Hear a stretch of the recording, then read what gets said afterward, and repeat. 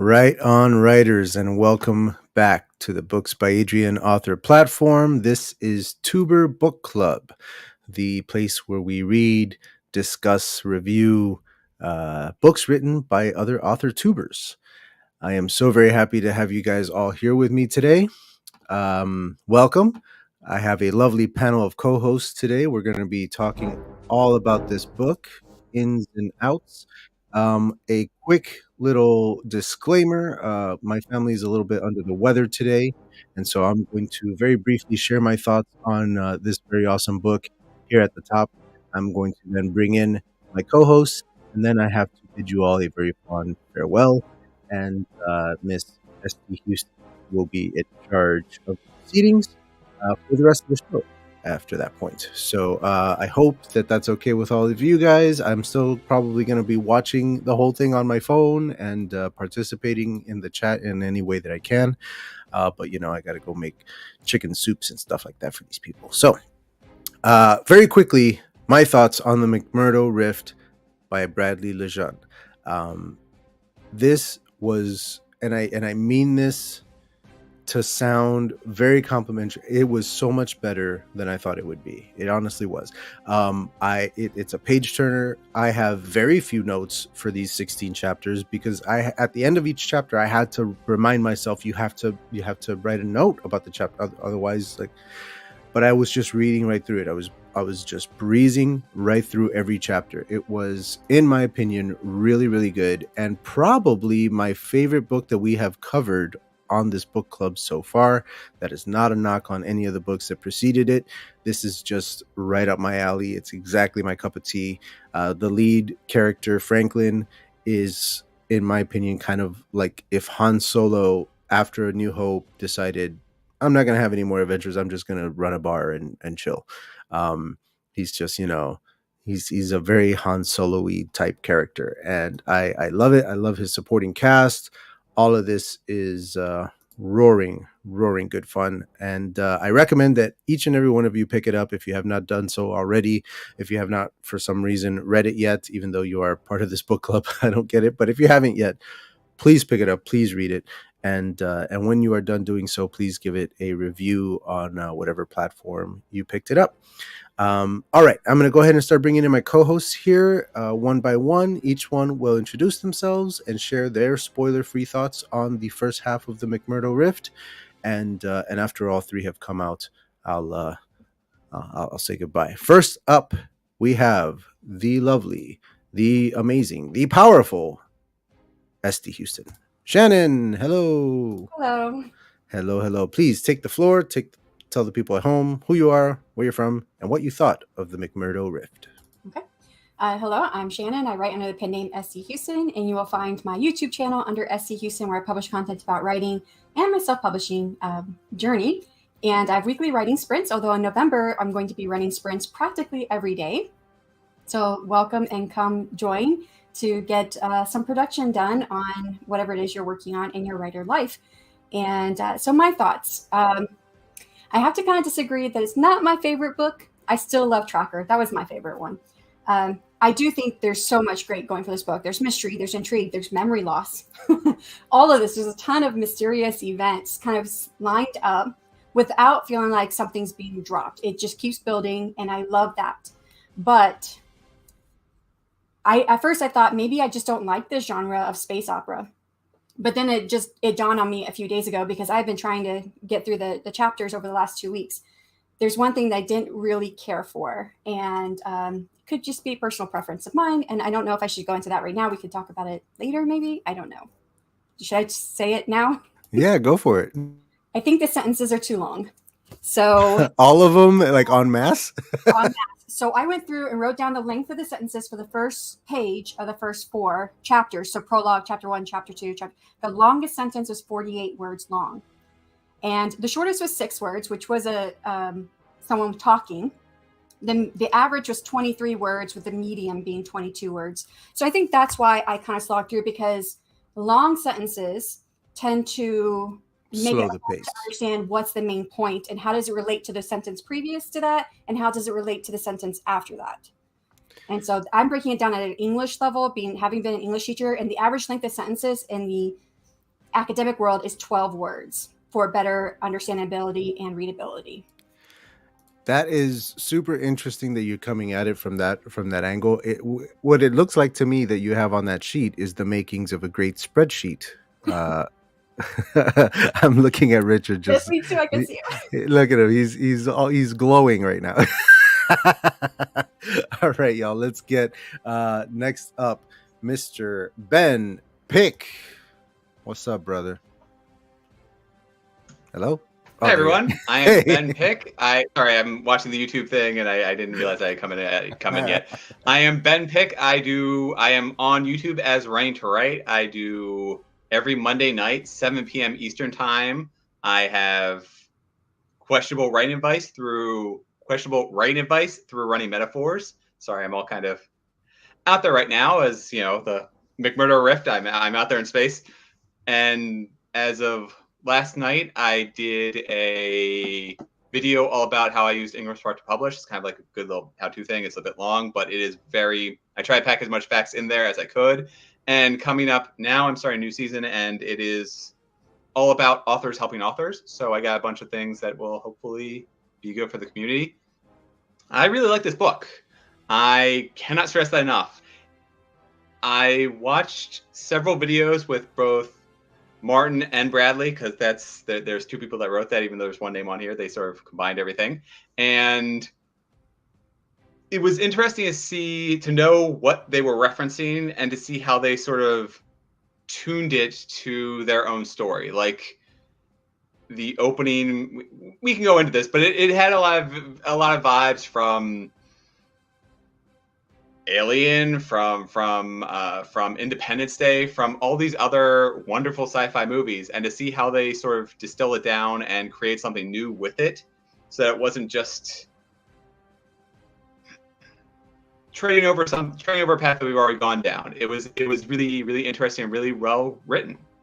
I do agree that the sentences, especially in some of the fight scenes, could have been faster, but I was fully entertained the entire time.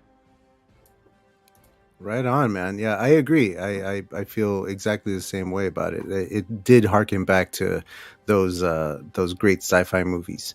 All right, let's get him out here so he can gush about the fact that I actually mentioned a spreadsheet. Here we go, everybody. Richard Holiday, what's up, buddy? Thank you, Adrian, for that excellent introduction. How you feeling, man? I'm good. I'm all the better. Where you're from, where you think of McMurdo Rift. Well, what can I say? I am Richard Holiday. I'm the author of this book, and I'm going to change the cover to say not the favourite book on the Tuber book part. I don't think that's a really good review quote, so don't take it to heart. I will take it very personally. That's actually fine. This book is the book that we have read, and it is friggin' fantastic. I say that in a non-ironic sense because I'm British and it's hard to tell sometimes, so I have to make that clear. Oh, by the way, find out about my stuff by doing this, and we all know that by now, so we can forget about that. This book was really good, and like Adrian said, it is just a page turner. Agreed. Yeah. We could call this book Tina Turner, It's a Page Turner. All right. Well, folks, that pretty much wraps it up for me. Shannon, go ahead and take it away from here on out. Go through the chapters at your own pace, and I'll be watching and enjoy my channel without me. This is a good practice run for when you guys do my book later without me. This will be great. There you go. And chaos will ensue. Yeah, we'll see. He's going to put me in charge next time. No, you are not in charge, Richard. Richard, behave yourself. Ben, don't encourage Richard, and Shannon, run the show. Y'all have a great time. Wrangle cats. I gotcha. Cat in the story too. Everyone feels better, Adrian. Good. Right on. I'm genuinely sorry about your family, and I do hope that you get them all. Right. Thank you very much. I thought that everybody's kind of progressively getting a little worse, but we'll be fine. All right, y'all. Have a great one. All right, you guys want to start with the prologue. I think Adrian usually does like his thoughts and then he passes it off. Okay. So everyone do it. Yeah. There were things that I really liked. There was a lot of great characterization in this chapter, especially when as you're in Franklin's point of view, and he's thinking about different people, the way he thinks of other people makes him a likable character. So that was one thing that I really liked. The one thing that threw me was like right there on that very first page, it said UTC. And of course, I know it's sci-fi. UTC has to stand for something. But I think this is my military side that was coming out. You don't do an acronym first. You always do the spelled out version, and then you do the acronym. And especially since this is brand new, right in this world, trying to grab all these details about the world and then be thrown this acronym, it threw me off. Of course, I think it was 2 pages later, then it was explained, or 4 pages later, then it was explained what it was. But yeah, so I think that was my only issue with it. But there were so many great things about this. When he talks about the Koru, and he explains how they look, I thought that was great. That description was awesome. So, okay, those are my notes. What are your guys' notes? You want to go? I'll go first then. I mean second, because Shannon went first. I can't count anymore. I thought this was a really good prologue. I mean, I thought Shannon made a very good point that you're already kind of thrown off by the acronym, thinking UTC. And I was thinking of Unified Time Coordinates, because that used to be what Well, UTC is also time. Yeah, it is. It is, exactly. I keep thinking, are we gone back in time? What's going on? But I thought this was a really kind of action-packed prologue. I actually thought it was about 3 prologues in one, because usually when I do a prologue, it's like one scene. But yeah, I thought it was a really kind of, we're hooked pretty much from the instant off as to find out what's going on. Very action-packed. I can kind of picture it in my mind. I'm getting those kind of Star Wars vibes. Lots of like spaceships, pew pew pew, lasers everywhere. It's really good and really engaging. So yeah, barring those little niggles that Shannon identified so wonderfully. Yeah, I thought it was really good. I thought there was some really good turns of phrases, even on the first page. Some really kind of like Britishisms in a way. The beam from the alien ship ripped straight through the silver ball, the proverbial olive on the cocktail stick, instantly vaporizing much of it, toppling the iconic structure in a great gout of flame. I just thought there's some really good kind of like whimsical turns of phrase in there, so it was really good. So yeah, I want everything I have to say to be taken with a huge, huge caveat. I don't like beginnings that start with a battle that we don't understand, and I don't like beginnings that start with info dumps. And this book started with both of those. But here's the huge thing. It did it well. So it was chaotic. It was a battle scene, which I didn't really care too much about. And it was interspersing that with history and backstory of the alien race and how they first made contact and everything. But it took the strength of both. So it wasn't just a meaningless battle. We were also getting some context for what it meant. And it wasn't just backstory, because there's, like you said, the pew pew space fighter battle going on. So it's combined everything in a way that kept me interested. And I like how we never found out exactly what Mark did to disable the Koru ship, at least not in the first half of the book. Did he not upload a computer virus to it? Yeah, well, so it's funny you mention that, because I have a note here saying that this feels almost exactly like the opening of or one of the scenes from Independence Day. Yeah. And I would say, like how you said, the opening probably wasn't the best. That second sentence was that longest sentence in the first 4 chapters, which was 48 words long. I think I kind of get what Ben's coming from, in that you don't have any stake in what's happening in the back. We're thinking, I don't know what the war's about. I don't know who's supposed to be winning, who's the good guys, who's the bad guys. Just we've literally launched in, and boom, you're blowing up Berlin. I mean, that's a bit of an anticlimax, isn't it? Yeah. But, I think he does a good job of bringing you into the character. And there's even a little bit of humor. At the one point he says there was something oddly reassuring that it deemed the little fighters worth bothering with, that, or they just needed target practice. And there was another passage here that I thought was kind of whimsical, and it kind of sets out the author's kind of story. He puts a yellow laser streaked overhead and obliterated a holographic billboard that was somehow still advertising long-lasting scent implant in the middle of a world-ending conflict. A 200-foot tall armpit belonging to a pretty young brunette flickered briefly before being replaced by a small ball of flame. I mean, yeah. Yeah. There's a lot of humor thrown in too, which helps. There's a lot of lines that you kind of, a lot of moments where you just kind of have a little giggle, a little little moments of joy like that, which is nice. Yeah. All right. So ready for chapter 1? Oh, yes. Okay. So this is where we get Franklin in the future. So I'm trying to remember how long in the future it was. Was it 10 years? It's definitely over a decade. Yeah, I think it was over a decade. I don't know if it actually said a specific time. But I liked Franklin already from the prologue. So seeing him and getting his perspective, his point of view in this chapter, I really like Franklin. He's not my favorite character though, because we had the poll that Adrian put up. I did latch onto another character when she came in, but he's my second favorite character. Of all of them, they're there. Now there were some issues. There were some lines that I liked. So when he was talking about the bar replacing, yet there's little sense in making his bar the only well-presented part of the ship. So they're on this aging ship, and he's like, "Well, I don't really need to make my bar all that spiffy because it's an aging ship." And that seemed a bit rude to try to make it look spiffy when the rest of the ship was falling apart. So a little more humor. I really love that.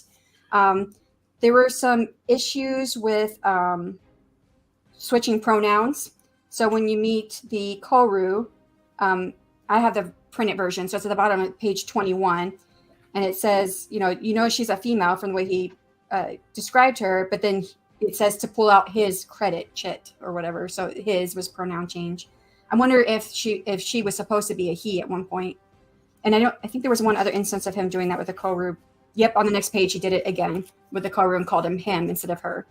So bit rude. But I wrote intrigue, mystery, I want to know more. And that was make 10 times the money this bar makes if you cash in on the fact. Oh, the reason that he doesn't like to tell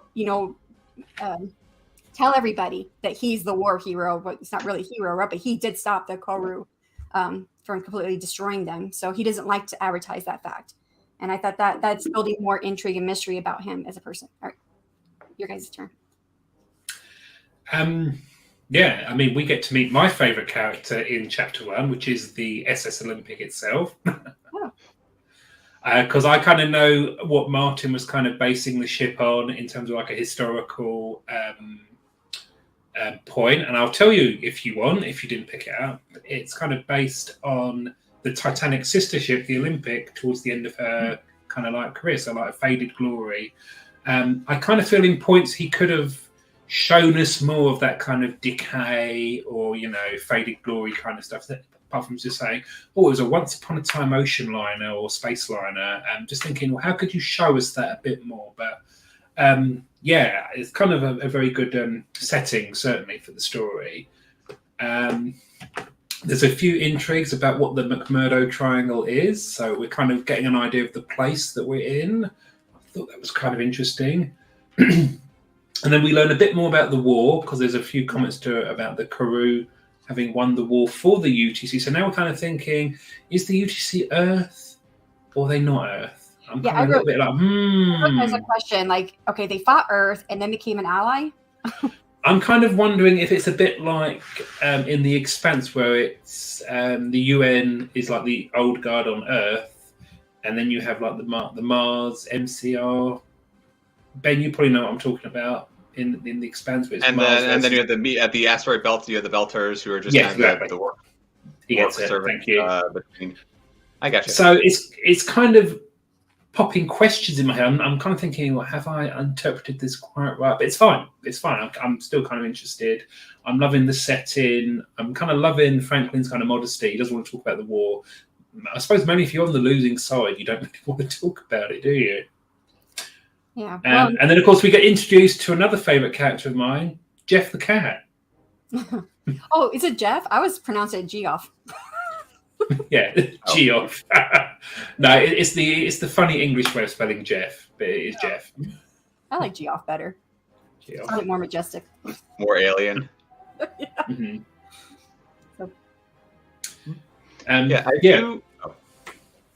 No, I was just going to say, go on, Ben. I'm finished. Oh. I was going to say that I disagree with you in your how you wanted there to be more decrepit feelings or scenes within the ship itself, because he tells us this, sure, but then in later chapters it gets reinforced. So I don't necessarily care that he didn't kind of front load that detail, because we do see that basically an ocean liner, and a lot of the clientele are more older, and it feels like some kind of cruise ship that's sort of going around the universe. So I don't necessarily have that much of a problem with that here, even though. And yes, I am factoring in future events into my interpretation of this chapter, but at this point, it's kind of hard not to mix and match. Also, I really like that his character had some real Danny Glover too old for this vibes. Yeah, he definitely was a war hero, and he definitely felt like he didn't want to do anything anymore. He just wanted to sort of carve out his own life, and well, now we have gasoline poured all over what will become his future. He just kind of wanted to sort of blend into obscurity a bit. Yeah. And I kind of get that. And the chapter ends, though, with his wife / ex-wife / ex whatever, because she says we were never married. But Sarah showing up, which is what it's like the inciting incidents, what propels the plot forward. So we start off chapter 2. Are you guys ready for chapter 2? Yeah. So it starts off with chapter 2 with Franklin. We meet Gus, which is one of his good friends. And of course, they talk about his wife and whether or not he should do anything. I don't know if this is the chapter where he tells him. I think it's a later chapter where it's his the captain, ship's captain is one who pushes him to do something. His old war friend, the ship's captain. Yeah. Right, that was his captain or colonel or something. Arnold Philby. What a wonderful name, by the way. The names in this are fantastic. Yeah, I like the names. He has a good way. I think I agree, with what Ben said. I didn't really feel that I needed the ship described to me because I felt the focus of what needed to be described is what was done in those chapters. Mm-hmm. So I wasn't looking for that. It never crossed my mind until you said it. And I was like, oh, well, yeah, sure. If they had it, it would be nice. But it didn't cross my mind because I felt like the focus was where it should have been. I know later on in the book we do learn more about the ship, because I have obviously read the book in full before this. So I get my fill of shipness later on. And again, he's got some good turns of phrases. So he is talking about, you got Holtz and Ensign Zhao, who's the head of security, and they're friends. And he writes, they were an unlikely pair of best friends, but they seemed to find common ground at the bottom of a glass every time they were both off shift, which is just a really succinct way of summing up their friendship. Pair of drunks. Yeah, but I liked it. Yeah, it's good. And of course, this chapter ends with him going to find Sarah on the at Bay 4. Is this where? Yep, this is where he finds out that she bought his old ship, which was a really weird name. Again, with a name, you can say it. Nuts Nuts. Yes. Which is a sort of desanitized version of the dog's bollocks. Yeah. So those are my thoughts. Which is a very British thing. Yeah. Your turn. Chapter 2. Oh, did I not say anything about chapter 2? Oh, are you done? You just want to say the name of the ship? Oh, no. Yeah. I mean, I do agree with you, Shannon, in that there's this kind of like aura already in 2 chapters in of this kind of like hard-boiled kind of like faded glory kind of aura about the kind of characters. I'm loving it at this point. It's really good. There's some really good kind of turns of phrases, like how he builds up Philby's character. When he says, Franklin sighed and gave the man who was sort of his boss what he hoped was an annoyed look. It was hard. Arnold Philby could have emanated authority as Chuckles the party clown. That kind of really sets the character up for me. But yeah, there's kind of some good stuff. And we kind of see how the story is turning from the run-of-the-mill into the actual kind of plot we're getting into. So we're not kind of lingering, we're kind of motoring quite quickly. And building off that moving quickly part, I took no notes for this chapter except for one line, which was just, haha, great ship name, Mutts Nuts. So, yeah, I really enjoyed this chapter. It just moved so quickly for me, so I didn't even bother to really take notes in it. The plot just, we're thrown right in there, and it before I looked up, the chapter was over. Yeah, I didn't have anything constructive in this one. It was all positive stuff. So yeah, I'm ready to listen. I think it was great. Yeah. So all right, moving into chapter 3. So in chapter 3, of course, Franklin has gone to the ship to talk to Sarah and I guess find out more of what's going on. And we're introduced to NG, who is my favorite character. So I really like her. I think she's mysterious and there's more to her. She's one with the memory loss. We don't find that out right now, but later. And she's supposedly, right, a leader of a rebel faction in the Koru. So I just think this is all very interesting. We don't know that yet. We don't know that yet. Sorry. Well, I was adding on why she's my favorite character. That's she's Shannon. Yeah. So well, yeah, I mean, we know by the end of this half. So yeah, so it's yeah. If you stay here to the end of the episode, you'll find it out in good time. But we meet Enji for the first time. She at first we're not really sure, and it seems like it was supposed to be a big moment, though, that he would find out that she was a Koru with his ex-wife, whatever it is. But I didn't really understand the dynamics there as much until a little bit later. But yeah, but I don't know. I thought this was another great chapter. Mm-hmm. And I think the only constructive criticism I had, which was just something that just hit me a little bit weird, was when he said, when someone was talking, a colorless female voice declaring. And it made me think of people with synesthesia. I can't say that word. You know, they see like different things, or you know, if they eat a sandwich, they might hear music or things like that. So it's like mm-hmm. He was seeing the color of the speech or something, that I was kind of getting that vibe, even though I don't think that's how he meant it. It's just bland. Yeah. It's just the fact that it was colorless, where, you know, voice is not seen, you know. I was thinking colorless gas. So that's good. Star Wars. I said I don't think it's necessarily like bad. It just kind of hit me different. But otherwise, I really liked it. I kind of liked in this chapter that we're kind of starting to build up what I think is a recurring theme throughout, which is the kind of Koru skepticism from the kind of human characters. And it's kind of trying to establish the Koru as this kind of monolithic block. But then you get Enji, who is not, you know, part of that kind of like hive mind. I kind of got the inspiration for Enji, seemed to me to be 7 of 9 from Star Trek Voyager. So I really like that. I kind of think she's an interesting character.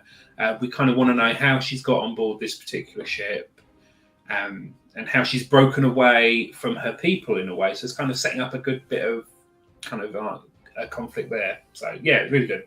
Yeah. And again, we get lots of references to the Nuts. And I thought there was a good line. Oh, sorry, there's one last thing there before I jump in. I'm just looking at my notes. Oh, sorry, I'm terrible at this. Shannon, please tell me to shut up. There was kind of a nice thing from Enji when she says she caught a horrified look from Sarah and corrected herself. I'm sorry, that is not appropriate. I'm not getting your human need to lie to spare feelings. Oh, that was a good one. Yeah. That was a nice line.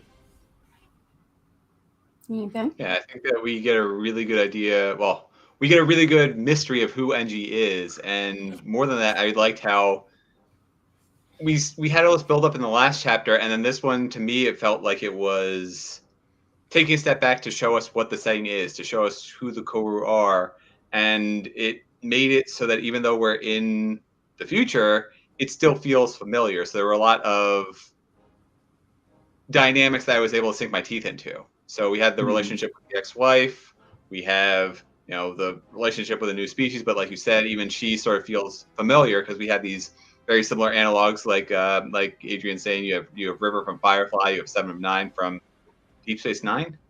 It's Voyager, I think. Fair enough. Oops. Voyager. That's fine. That's fine. It's all Star Trek. Yeah, one of the series, yeah. And I really it pulled, even though the plot sort of took kind of a backseat to it, the getting involved in that scene, getting involved in this world pulled me deeper in. And I would say I forgot this one part, but I underlined it. You know, the McMurdo rift is something that is made up, right, for this book. It's in the but he, even like the writers, they use that as part of the setting and add onto like that kind of lore by saying like with the words McMurdo rift. You know, so I thought that was interesting, that, you know, building off their own lore, which made the setting feel more real. 3 chapters in and we're getting rifty. All right, chapter 4. I have no notes. I was trying to remind myself of this chapter. So this is when they head to the planet. No. And we get introduced to was it? This was Arnold's chapter. It was Arnold's POV. That's right. So we have to learn about the ominous presence that's working behind the scenes. Yes, and mysteriousness. And we learn about Lieutenant Commander Yelland, who is another intriguing character. Yes. By intriguing, I mean he's a total shit. Well, and yes, and I think it's a later chapter. Yeah, it's a later chapter. I'll talk about that when we get there. So, yeah, I have no notes in this chapter. I think I must have just liked it, but I should have gone back and tried to find something to underline to mention that was good. But I think it's nice that we got a chance to be in a different viewpoint because, right, we've been in one viewpoint mostly. I think it's only been Franklin's up to this point. Yeah, but that's going to change soon. Right. I think it's good that we're kind of setting up a different viewpoint. And again, it's kind of building on that kind of Koru skeptic kind of undercurrent in society that is just kind of reaching out to kind of reach into the story. And it's an interesting, it's going to put Philby at a bit of a moral crossroads later on. Mm-hmm. And we love those, don't we? Yes. Well, that's not in this part, so you're jumping way into spoilers. Yeah. Well, no one's going to remember anyway, so it'll be fine. But oh, go ahead. No, it's all you. I was just going to say, I do like having this new point of view and learning more about him, and again, setting up another mystery for us to find out what's going on. Mm-hmm. There's continuing these little mysteries put forward without dropping the ball on any of the other mysteries that have already been brought forward. So I really like that, and this kind of honed that. He's spinning the plates quite well at this point. Mm-hmm. Mm-hmm. Mm-hmm. And it is fun to see some real shady Illuminati vibes from the people behind the scenes too. And moreover, not only do we get a different perspective, but I like how Arnold can help keep us grounded. Even though he's the captain of the ship, we have Mark gallivanting off to be, some intergalactic hero.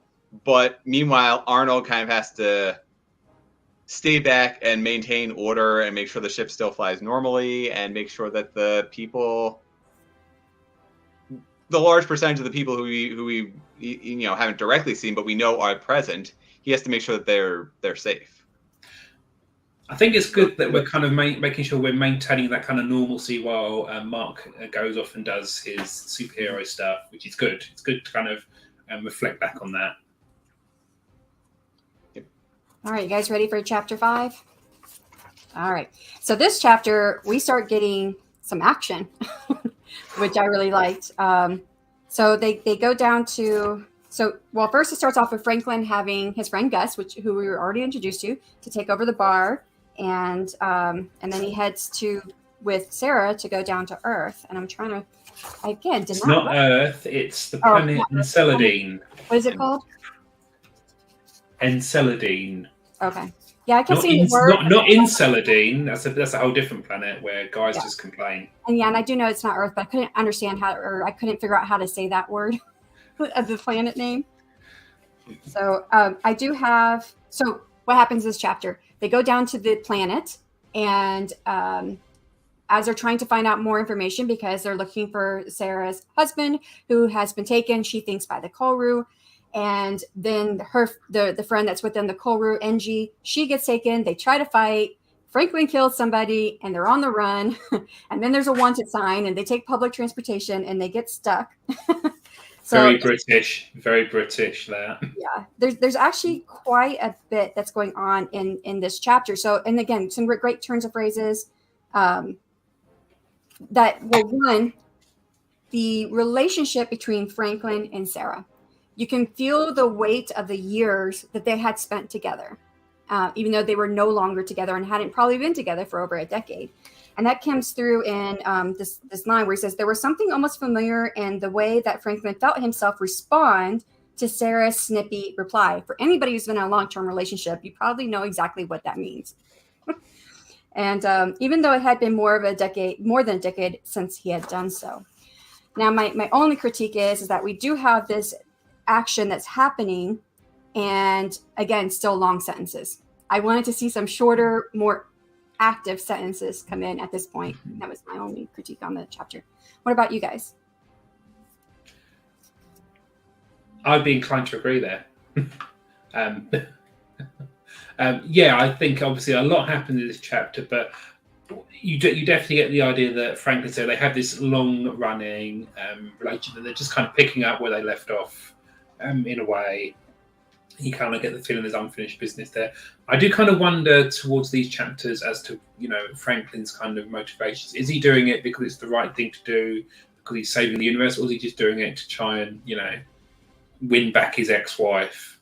So that is a question that kind of persisted for me throughout this half of the book, at least.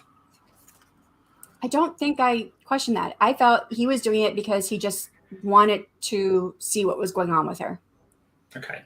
Yeah, that's kind of what I got from it, but I don't know. Fine.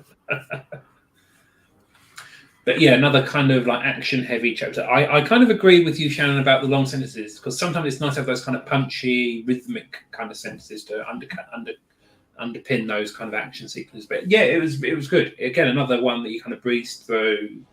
I got to think, oh, is that the end? I wanted that last bit longer. Yeah, I'm in the same boat. It's a great ramp up of tension for what should have been an easy mission, but obviously, as we could have anticipated, things go awry very, very quickly. And even, I don't necessarily like this trope, but from the moment of the get-go of hiding amongst the tourists, it always feels like a trap. It's always going to be a problem, and you can never hide in a crowd, even though in theory it should be pretty easy, although this is the future, so everything's kind of tied to your chip or whatever. So yeah, I don't know. It makes sense here because I feel like if somebody were ever in trouble, you could just hop on a bus or something and blend in fairly easily. But in places where it's all very monitored and where it is easier to be identified, or there's more cameras or whatever, I feel like hiding amongst the tourists feels dated, where it would work, nowadays, but it shouldn't work in the future. Or at least that shouldn't be it should only be the desperation move. They can't think of anything else to sort of go along with it. I kind of really loved the inclusion of the wanted poster. That kind of felt a bit Wild West to me. Seemed anachronistic, but it worked. So I like that. But we get a sense that the people who run the planet, right, the race that's naturally there, they don't like a lot of new technology. So it fits in. Yeah, it fits in. I guess. Except that it was almost immediate that they had the wanted posters up. Yeah. It was really quick communication on that. Mm-hmm. Yeah. In the future, printing is very quick.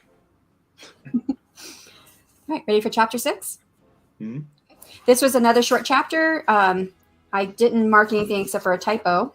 Again, we're in Arnold's POV, and he's actually got his first mission from the shadowy figure, the organization that's trying to recruit him to make him feel needed and useful again in his life. So I think it was a really well done chapter overall. Thoughts? Mm-hmm. No, it was another swift but intriguing chapter. I have a note of drink every time they say the book's name, which it was only twice, but it still felt still stood out. It's a good branding move. It's a good branding move. Yep. And then I have ominous tone. Yes. So question, Ben, would you be drunk by this point if you were taking a shot every time they said the book's name? No, because I think there was only twice at this point, but it was 2 in quick succession, so that's why it really stood out for me. They say the McMurdo. No, they say the McMurdo triangle quite a bit at this point. I don't think they. That's book 2. Well, they said McMurdo Rift. They do. I'm looking at it. How many times did they at this point? I did notice a few kind of repetitions in earlier chapters. Like I know Philby's accent is described as clipped a few times. The Olympics corridors are described as labyrinths a few times in quick succession. So it's like you do tend to notice it a tiny bit. The rift. All right. We're ready to go into chapter 7 then? We certainly are. So I liked and didn't like this chapter. And the biggest thing is because this is a traveling chapter. And I've really got to the point in my reading career that I don't really like traveling chapters. Mm-hmm. So, and especially because a lot of what was set up in this chapter causes some issues for me in later chapters, which is that they're in this cold. And I love the description of like the trees when Franklin touches the tree. So this is when Sarah and Franklin, they get off the public transportation and they're making their way by foot to get to a cabin by this lake, where they think they'll find out more information about what happened with her ex or with her husband. And so they're walking and it's snowing and it's cold. And I mean, there is the point that they, you know, there's no wind. If there was, they'd be frozen to death. So, but that gives you an idea of how cold it is. And at this point, I'm like, well, what clothes are they wearing? I think the last thing that she was wearing was a jumpsuit. What is he wearing? And they're usually quite revealing, aren't they, jumpsuits? And I was like, did they prepare for this? They didn't prepare probably to walk in the snow. Or if they did, we don't know as a reader. And of course, that kind of messes with things in a later chapter that where I'm like, okay, this was completely ignored and it should have been addressed. But again, I do like that how you talked about the trees. They were smooth, almost plastic feel. It was so unlike bark. They think there's no animals around. And then the snow turns into large flakes of crystallized salt. And I was a little bit concerned about how does it go from snow to salt? Because snow is moisture in the atmosphere. Wouldn't there be like some kind of demarcation that would see something different to see when it was transitioning? But I don't know. I don't know the whole scientific, but yeah. So I was like, okay, well, I'll just accept it. It's what do they call that when you're just taking something on blind faith in the story? Suspension of disbelief. There you go. I had suspension of disbelief that I had to do for the salt, which then I wasn't really sure how important it was that the snow turned to salt and that we had part of the narrative dedicated to that, because it didn't seem to have any bearing on what happened later. No. Yeah. So those are my thoughts. You should save one of those questions for the interview, Shannon. We can say Shannon was salty about chapter 7. No, I just interpreted that as the texture of the snow itself. So it went from this nice powder and everything to more like a really gritty and painful kind of. No, it was salt. He tasted it. He said it was salt. And then he said, oh, now I understand why the lake has so much salt. And I just didn't understand how. Fair enough. Yeah. Because the lake would have had to have some type of evaporation to get that salt up into the atmosphere for it to rain down salt. But it would be a huge difference between snow and salt. Mm-hmm. Mm. One would be nicer on your chips, and it wouldn't be the snow. Yeah, I mean, I didn't really put any notes on this chapter because it is a travelling chapter, and we know they are love or hate, but they travel from A to B via sea. So, yeah, again, perhaps this is one of those chapters where it kind of he takes his foot off the gas a little bit, but we hope, okay, this is going to, obviously he wants to show off the planet a little bit. So it wasn't awful, but yeah, I think on closer interrogation, like Shannon has done, there are a few little potential issues. Fair enough. Yeah, I didn't have as much of a problem with this chapter. I liked it. We got out of these very claustrophobic settings, and we had a lot of really good banter back and forth to sort of show how the relationship between Franklin and his ex and Sarah has evolved. So it wasn't. I felt like it wasn't so much the traveling as it was basically. It could have as easily been just the two of them still in a train talking with each other for the most part. It's just that they end up with getting to somewhere at the end of it. Mm-hmm. I mean, that is one of the good things you can do with the traveling chapters. You can build a relationship between two characters or explore it a bit more. So, yeah. I don't think I really felt that happening. They were too busy being cold to get, close to each other. Right. And and there is a mention where, is it there? No, yeah, it's in that chapter where he says that, she didn't start shaking until she started talking. And so, it's cold because of that. I like what Bethany says here. I tend not to love traveling chapters unless some extremely valuable info or events happen. And I was the same way. I was like, okay, I felt like this salt lake, salt snow was going to have some effect, and it hasn't yet, or any bearing on at least this half of the book. And so arguably this chapter could have actually gone. Yes, I think so. That's my thought. All right, chapter 8. So because of everything that was set up in chapter 7, I had issues with chapter 8. So they're cold, they're freezing. Sarah is shaking to death, and they get to the point where they reach the location where is it the cabin or whatever, and the hut is what they call it, and they're looking at the screen in the hut and all this stuff. And I'm like, wait, wouldn't the first thing be make a fire or get fire or get turn the heating on? I mean, if she's shaking so hard when she first starts talking, then how can they do anything else if they're this cold? And it's never referenced. It's nothing there. And on the next page, I was like, but aren't they cold? How can they be doing all this stuff? How would they have the energy for this if they were cold until they get warmed up? So I was looking for that, which if chapter 7 was to be taken out, we wouldn't have this issue because it's set up in chapter 7 that it's really extremely cold. So if we didn't have chapter 7, we just kind of accept them as appearing at this hut and just crack it on. Yeah. And we don't have the whole cold issue. And I think this is the first chapter with a kind of split POV because it breaks into the Philby POV at the end, which arguably you could say you're more interested in at this point. Yeah, I think that when it splits to Arnold's point of view, it's much more interesting because he gets kind of his first mission, and he thinks he recognizes the voice, and he even kind of says a name at the very end. So I think that's interesting. Yeah. And it kind of confirms who it is, which is good. But also, we're kind of thinking, it's Admiral Maxwell, one of the highest rank officers in the UTC Navy, which doesn't quite have the impact yet because we're kind of still learning about this kind of lore. But it's interesting to have a name to this kind of mysterious voice. I wondered if he could have kept that mystery going on a little bit longer, or maybe put some red herrings in there, thinking, I think it might be this person, but then it's not. Could have been a direction to go in, but it still worked out well. I had that thought for just a moment, like, we find out already. Not only does he recognize the voice in the same chapter, but we also find out who he thinks it is in the same chapter.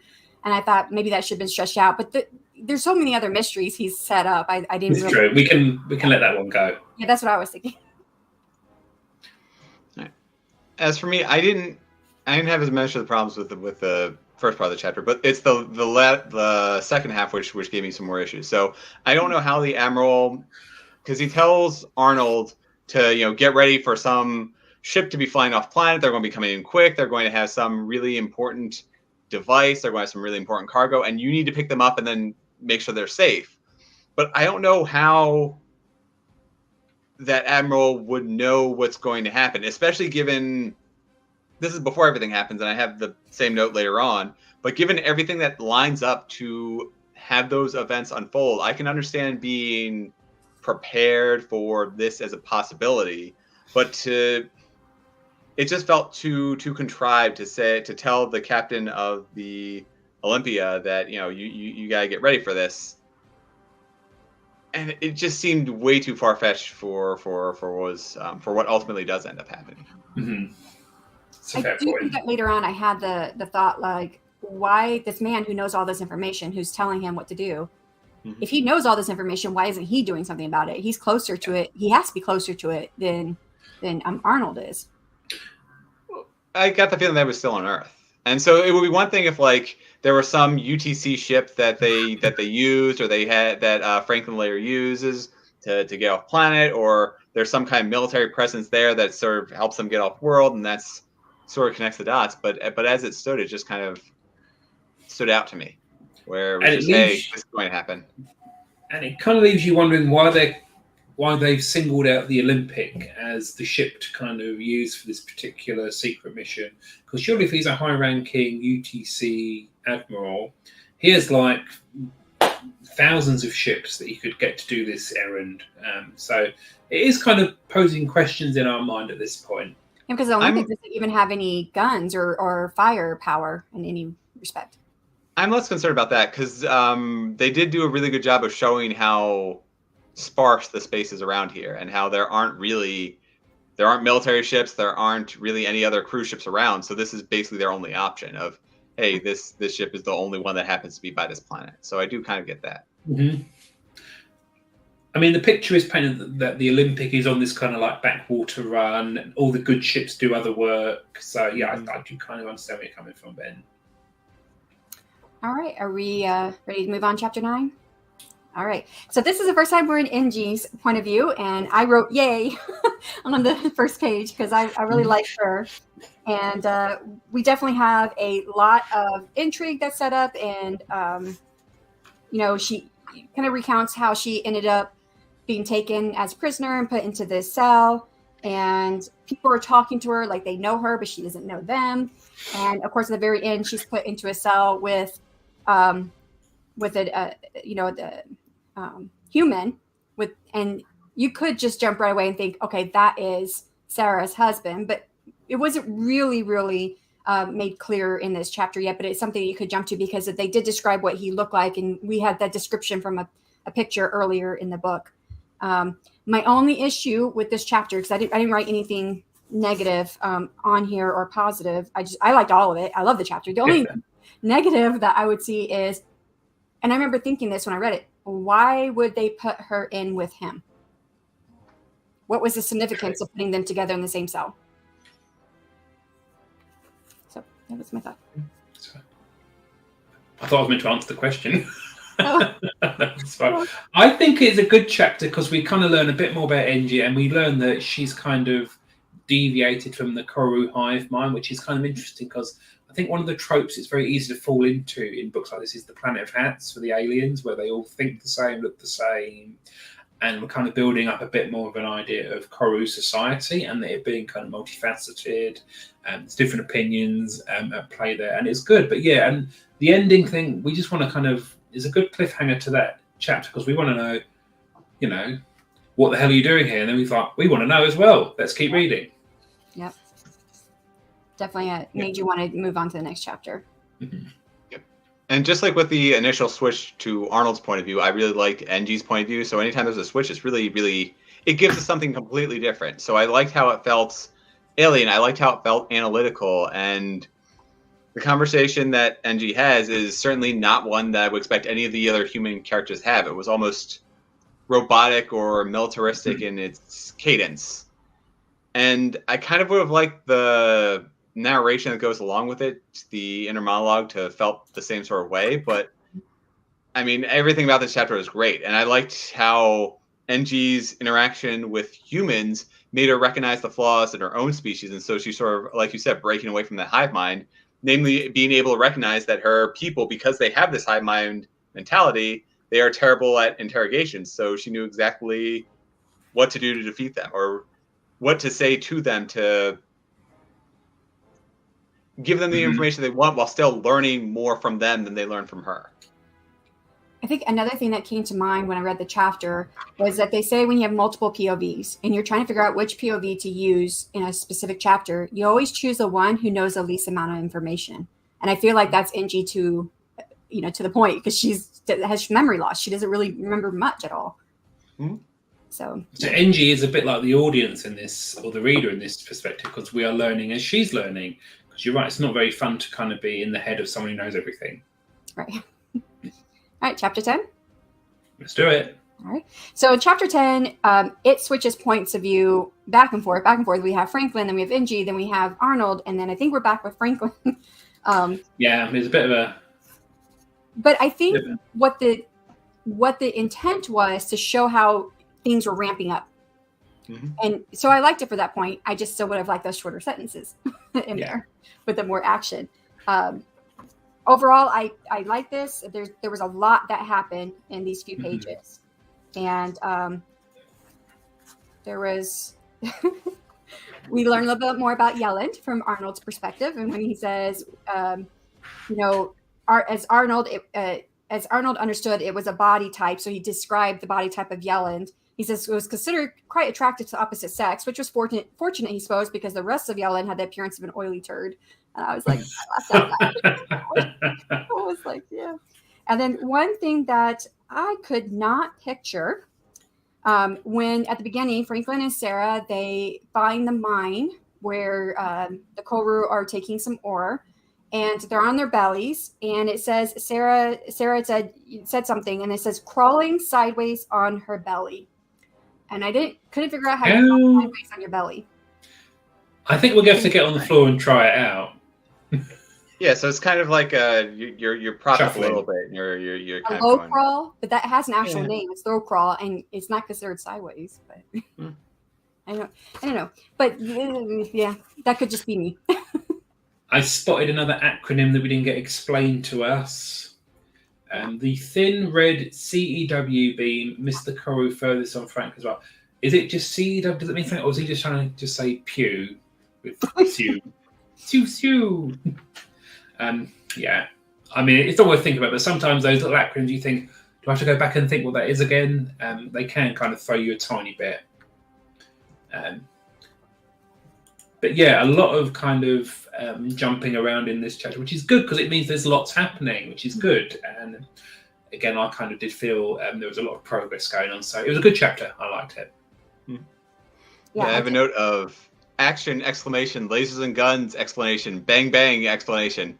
So, exclamation point. So yeah, this was a great action chapter. Yeah, this is a great action chapter, and I really like the ending line for it. So I don't know if I copy this directly, but it's maybe this would be the proof that the Koru were not the benevolent, vaguely disinterested neighbors everyone assumed. So that's a really, really great line to tie me into the next chapter.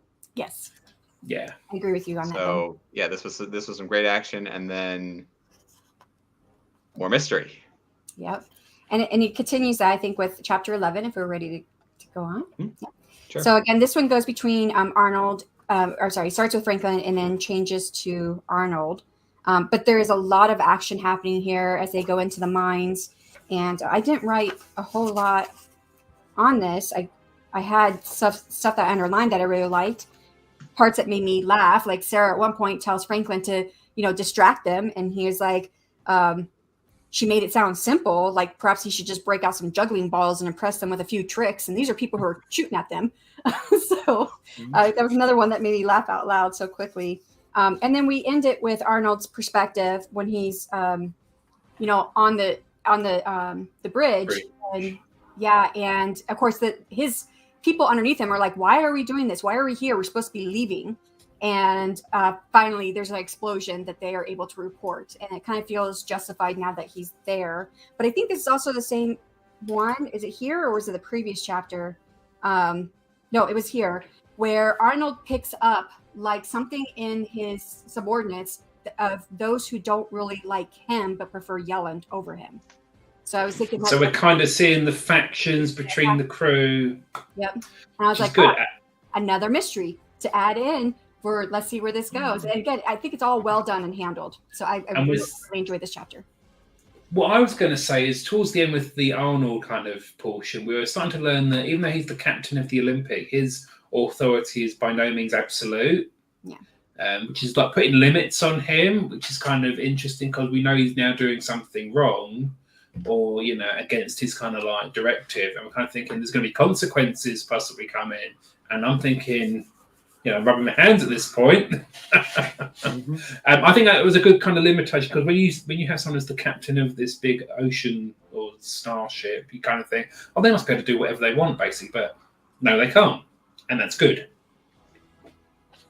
Yeah, I agree. My notes. Sorry, I have to leave pretty much now, so I'm going to finish up with this. But there's a good sense of scale and weight and rising tension in this chapter where we, like you said, see the consequences, we see the seeds of the consequences to the actions that they made here, and will continue to make throughout the rest of the story. And so I like that we see that dichotomy, that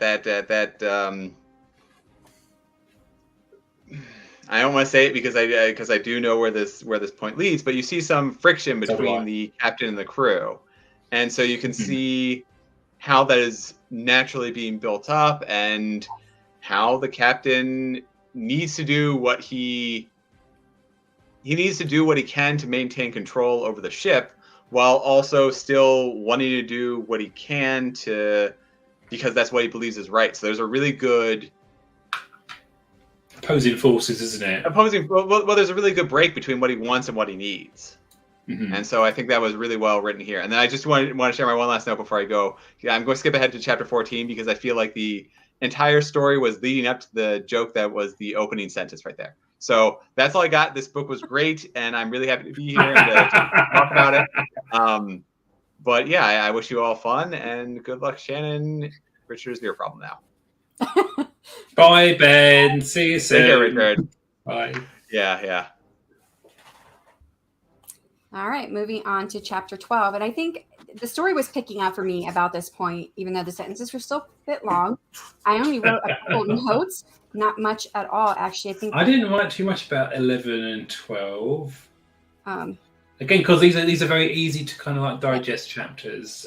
So we can just kind of sum up. There is an explosion that we hear about from Arnold, which we were waiting for to see where that explosion come from, which we kind of had an idea because of Sarah built an explosive device. Yeah. So that they Surprise! My favorite part of this was NG and the way she reacted. So here's this. So they're calling out for NG. They're trying to find her. This is Sarah and Franklin trying to find her. And Sarah says, NG, are you here? And of course, Franklin's like, that's so loud. The Cobra are going to find us. And then the voice says, no, friend Sarah, I'm not there, but I am here. Like, that is such an answer. No, I'm not there, but I'm here. So I don't know. I think that kind of understands, like, we've kind of established at this point, NG does not kind of sign up to the human kind of like conversation and paradigm. Like, it's very, like my son, he's autistic. Everything's literal with him. I kind of get that with NG, and I think it's a nice quality. Kind of endears the kind of character to you, and even in these moments of quite seriousness, you get these kind of moments of kind of like levity. It was really good. Obviously, we have lots going on. They save NG, and of course, Sarah is reunited with her husband, who is the other occupant in a cell. It did again bring up the question of why did they put NG in with her husband? What was the point of doing that? Wouldn't it have made more sense from an enemy perspective? Like, they should not be together. They should have been separated. But on the other hand, the plot demanded them to be together, so it just kind of happened. Yeah, but that's not very good reasoning, is it? No, I don't like it because a plot needs it to happen. It happens. Exactly. No, I think that's an interesting question, but it kind of gets us to this point where they're out of the cell and they're all together. I kind of wonder what Mark's thinking at this point, because obviously he's seeing his wife reunited with her, new man, and he must be thinking like a bit of a spare wheel at this point. Well, But did you like Vic when you first met him? When he's first interacting with Mark, which is Franklin. Yeah. You kind of I mean, he's built up as this kind of like war hero and other like legendary adventures. So you kind of can't help but like him a little bit, even if Mark's going to have like mixed feelings about him, to say the least. So it's kind of interesting that you're thinking Mark probably is opposed to him because of obviously the relationship he has with Sarah, but on the other hand, he's actually quite a good kind of like good-hearted person, and so it's not his fault really. Ben had to go to dinner, Bethany, and he had a better offer than me and Shannon, so we're just going to sit here and be insulted for the next sort of 15-20 minutes. Yeah. Who's in the water? Me, because I just want to cause trouble. Yeah, so Adrian has family is getting sick, so Salty likes snow. And of course, Ben had to leave out, so it's just the two of us.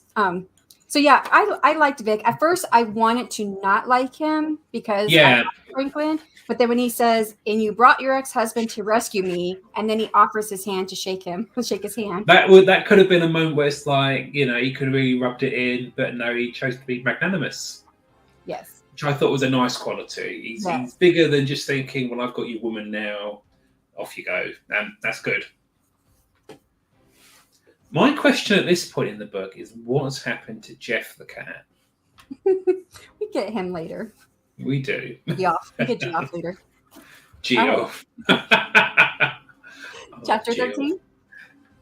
Okay. I thought we were on chapter 12, but we can go to 13. That's fine. No, if you've got more to say about chapter 12, go for it. No, it's fine. I think we've covered it. Okay. That's fine. Chapter 13 it is. And that starts So as we a start off, Philby chapter, and yeah, I'm quite enjoying the Philby chapters because you kind of sense there's trouble on the Olympic, and I'm all for it. So this starts off with you're taking over my role here, by the way. I'll just mute myself now. No. Yes, it is another Philby chapter. It's funny that you Filthy say chapter. No, Philby. I say Arnold and you say Phil. That's probably why I say Arnold and not the last name. So Arnold and Philby are the same person. That's his last name.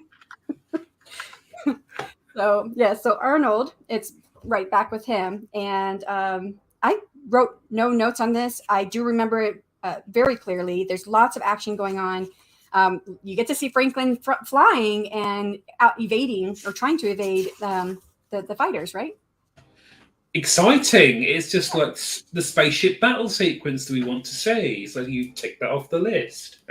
Yeah. And then I like the sense of the captain having come on. He basically tells the fighters who are coming after Franklin, and they're in the ship with NG, the husband, and Sarah. And he says, you're about to enter UTC registered space. And and that makes them back off. And that kind of gives a little bit more oomph. I don't know the right word to Arnold, where we just saw some division on the bridge between, some of the subordinates who may not necessarily be on his side. And I think we are still getting that idea of there's division on the bridge because obviously because a lot's happening. And obviously you've got Yellen, who's a bit like, what the hell are you doing? So that's good. I kind of like that. And it's a very kind of actiony, very kind of frenetic chapter. How are you feeling about the sentence length? I mean, still pretty long. With it being, if you just look back, suddenly the two ships which had been too close to register on the limited sensor screen appeared again behind them. It worked, Franklin thought. They're dropping back. So that last sentence is good, but that first one is really long again. And so, yeah, but I think at this point, I did notice that as this chapters went, the sentences did tend to be majority a bit shorter, still long, but not those 48 word length sentences. Yeah. Obviously that is something I could possibly pick up for the second book.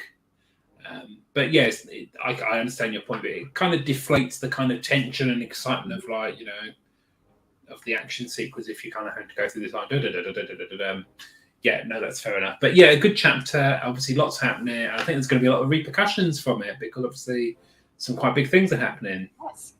Mm-hmm. I mean, Arnold followed through with the commands that were given to him by this shadowy organization. There's going to be repercussions on that. Yep. From the other crew. And we've kind of started to establish that this Lieutenant Commander Yellen is not a fan of Arnold. So he's kind of like the cogs are whirring in his head, which is good. And then we get to chapter 14 now. Yes. Which is the line I think this book is built around. That's what Ben was saying, that very first. Do you want to read it? That the first I will read it, shall I? Okay. A war hero, an ex-spy, an activist, and an alien walked into a bar. Yes. Which you have that. So they're walking into Franklin's bar. He's the war hero. The ex-spy is the husband, right? Vic. No, Vic. Well, and the activist, and then of course the alien is NG. NG, your favorite. Yep. So instead of saying their names, they gave them their roles. Walked into a bar. I love that sentence. Yeah. It was a really good, and it got a good smile for me when I first read it as well. I thought, you devil, Martin, you devil, and Malcolm. Yes. Don't give Martin all of the credit, do we? There were a couple typos, like extra punctuation, spaces between quote marks and the actual spoken lines. Geoff the cat turns up again. Yes. And we're mostly in Franklin's point of view. No, we're in Franklin's point of view for the whole thing. So yeah, we kind of got back. That kind of makes me feel like this is a chapter where things have kind of, again, he's taking his foot off the gas a little bit. Yes. So after these big frenetic scenes, you kind of have to kind of, just let the audience breathe a little bit. And this kind of chapter does that. Yes. And we learned a little bit more about NG and her background from Vic's perspective, because Vic had met her before she lost her memory. Mm-hmm. And that's when So we he learned knew her. Yeah. So that's when we learned NG, it was the leader of a faction. And then we find out that the Koru are not just a monolithic planet of hats, which is good. Yep. Which I think is good. And there's a bit more kind of depth to their society, which I think is good to see. The Unbound is the name of the rebel group. Yeah. So, yeah. Yeah. And it just made me like NG even more. I'm like, when is she going to remember everything? Because when that switch clicks, that's going to be quite an epic moment, isn't it? Yes, I think so. She's going to be kick-ass, really. Are we finished on chapter 14? We are. Let's move on. To 15. Another chapter. This one I didn't make any notes, so nothing negative. I didn't make any notes either. I just thought I enjoyed it. I thoroughly enjoyed it. So it starts off in, is it Franklin's or Sarah's? Yeah, Sarah's. It was Sarah's point of view. So it's her point of view, which is okay. It's not bad. And then it changes into. I'm not as enthralled with Sarah as a character to want to be in her point of view, but the writing was good. But then we go and move into NG's point of view, which I loved. And of course, they're all like hunkering down for the night. And NG. Yeah, they booked into a cabin, all that sort of stuff. You kind of get that feeling they're kind of resting after the big battle, but you think during the night anything could happen. Right. And Angie says she's going to go to the ship to sleep. She didn't want a cabin, but she goes to the bar and gets drunk for the first time. And there's a little mix up about whether or not, because the bartender, Gus, he was like, you're drinking poison. She's like, you're poisoning me? Again, she does that thing where she takes it literally, which I really like. I really like that about NG. She kind of has that kind of alien kind of like misinterpretation, taking it literally of all the kind of human customs, and it's a nice kind of point of view to have. Yes. Yeah, that's good. And I like that they had a discussion about sleep, and he was like, you don't sleep because she says, we Koru do not need to regenerate in the same way that you humans do. And he says, you don't sleep. And she says, sometimes we temporarily reduce our consciousness. Sounds like sleep to me. It does. It really does. Yes. So I thought that was interesting. But we do learn that the Koru do not dream. Yeah, and then we kind of feel like they're missing out on something we're doing. So the other way around, it's been like thinking the Koru are better organisms than us. We're like, well, you don't dream. Yeah. Which I wonder if that would mean they could stay awake, because one of the biggest reasons why we humans have to sleep is because if we stay awake, our dreams, we start acting out our dreams, or they become real, the nightmares. You need to process the day's kind of like mental events, don't you? That's what dreaming is for, really. And then, are we finished with chapter 15 now? We are done. Let's go to 16, the last chapter. Yay. Arnold. It's a filthy chapter. A filthy chapter, sorry, not a filthy chapter. And Arnold, the whole thing's in Arnold's point of view. We get to learn a little bit more now that he has recognized who one of the shadowy figures has been talking to him as an old military comrade. I think was someone who was above him, an admiral, I think. It wasn't Admiral Maxwell, it was Bennett who turns up on the screen. Yeah, but right. With Bennett, he tries to go. Bennett is the one who came and found him first, and basically said, "Hey, do you want to join our organization?" Not quite like that, but basically that's what happened. So he goes to find the views on the cameras, like the CCTV cameras, basically on the ship, right? And in no shot does Bennett ever show his face, and he's tense. It seems like he disappears from camera to camera before he gets picked up again. And of course, it ends with Arnold erasing the footage. I thought that was quite an exciting kind of like sneaky thing to do, to be going around deleting all footage of the guy. And it's kind of acknowledging the kind of like surveillance culture that exists in the future. Yes. And a lot of this, the first couple pages, the first page, there is no dialogue. Second page, you have one thing of dialogue. There's a little more dialogue. There's 3 words of it on the second page. Yeah. But then the rest of the chapter pretty much ends. You have like 5 pages of no dialogue, but I did not sense that when I read it. You were there with him, weren't you? And it was very tense. Yes. I think this chapter, it is a perfect place to stop. It was built up that tension, a little bit more of that mystery, and I'm ready to keep going. But we won't be any more for tonight, will we? No. we're going to end there. So we are at chapter 16, and I have to say this book is flying past at this point, because I've read this before and I've just been kind of skimming it for this book club. But yeah, wow, it just absolutely rockets along. It's a really easy kind of an enjoyable read. So I think gets in a little bit. It was really tough for me for those like first 5 chapters. I think once you get acquainted with the characters and you find one that you can particularly latch on, I think for you it's NG. Yeah. Who does endear herself, bless her, to quite a lot of people. You just kind of want to see what happens next, don't you? And you kind of pick up the threads of the various kind of mysteries. It's a bit like a murder mystery in a way, isn't it? A bit Agatha Christie-esque. I happen to be reading a murder mystery set on a ship at the moment, so I've kind of got that on the brain at the moment. So I knew there was a poll up when we first came in, but I don't see it. I don't know where it went. I don't see it now. Shannon, you are Captain Janeway at this point. You have to navigate this. Yeah, I'm not seeing the poll anywhere. Well, I think in Adrian's absence, you can just say that NG was the best character. All right, we'll go with NG. Although I think when I voted, it was Franklin, I think, who was winning. I think. So, possibly. Who is your favorite character?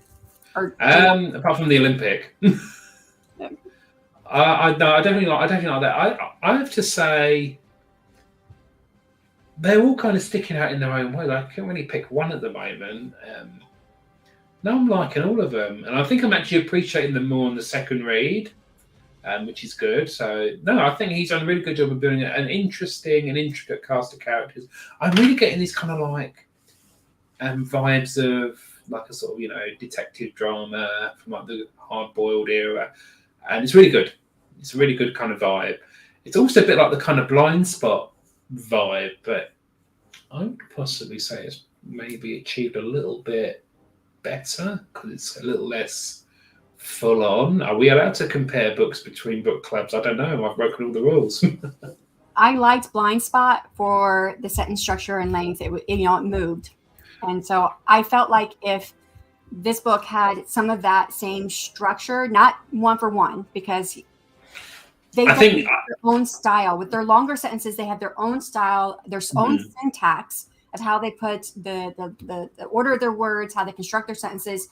I just feel it was over much. So if some of it could have been more, snappy, like The Blind Spot, I think it would have made this book much better. Without totally copying the style entirely. Right. Including the kind of voice. I think that the voice here has a different kind of flavour than Blind Spot, which is good. I don't want it to be a sort of carbon copy of that. But yeah, no, it's definitely at this point in the book, I'm pretty hooked. I want to know what happens next. Me too. Yeah, no, I think at this point, they've done a really good job. I think I'm the only one who has not read the entire book yet. So. Oh. Yeah. I have read the whole book.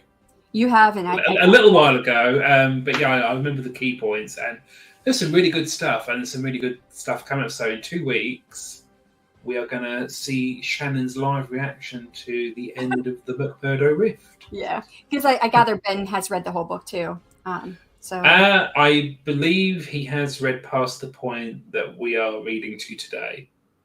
I think he has read the whole thing. I don't want to sort of answer for him. Yeah, you guys were just talking about a point a little bit ago, and I was like, okay, that's further in the book. Yeah, I don't want to give you any spoilers, Shannon. I'll let you enjoy the rest of this book. See if you can. You'll probably be reading it in a couple of days anyway. Yeah, well, I have to make it through this week, but so I think he's written a very easy to read and engaging book, and I actually think that's a really hard thing to do. Is create a book that is very easy to read, because easy to read books are actually paradoxically difficult to write, in my opinion. But he's kind of infused this book with plenty of kind of wit and whimsy, and that kind of makes it his book, which is good. So Adrian also has not read the whole book, and he's going to share his thoughts on the first half next time we meet. So excellent. I think we should probably wrap it up there. I think it's a good idea. Yeah.